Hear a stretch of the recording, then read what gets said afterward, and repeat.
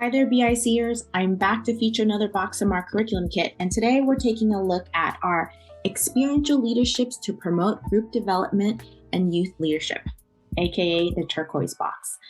There's a whole section in this curriculum box that focus on creating smooth transitions, and today we are going to take a look at our speed cleaning activity card. And on this card, there's up to 4 activities. And here's the thing about cleaning. We know we're going to need to do it. We're going to need to do it after art projects. We're going to need to do it when we transitions from inside to outside a classroom.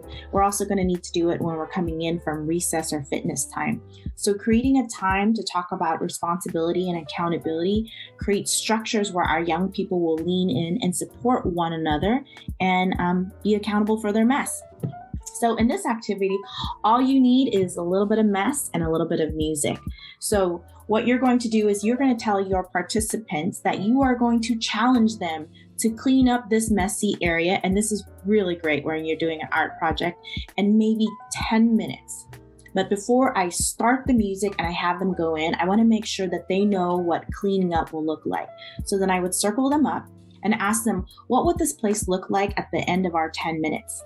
They might say, all the scraps are in the bins, all the recycles are nicely put away, all the materials like the glue sticks and the scissors are put back into the bin, the tables are wiped down, and the chairs are pushed in, right? I don't want to make an assumption that what I think is clean is not something that they would want to be as clean. We want to make sure there's collective understanding.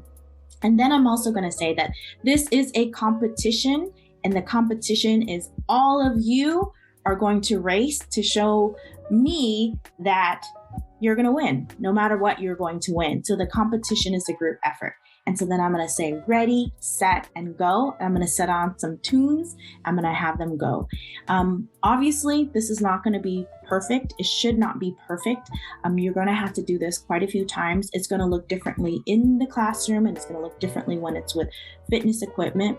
So have an opportunity to pause and reflect.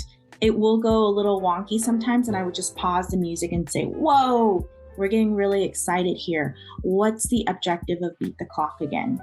What does success look like for us?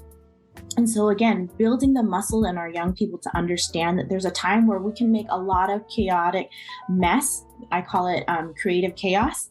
And then there's time for us to get our materials and put things back together so it's ready for the next time. So an opportunity to dialogue as we go.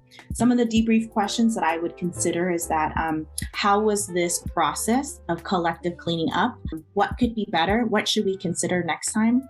And how do we feel sometimes when there isn't collective responsibility and that the burden is fallen into 1 or 2 people to clean up everybody's mess?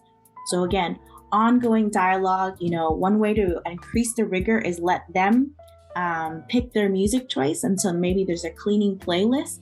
There's so many great ideas. They're so creative. So give that a try. Let us know what you think and have fun. Thank you.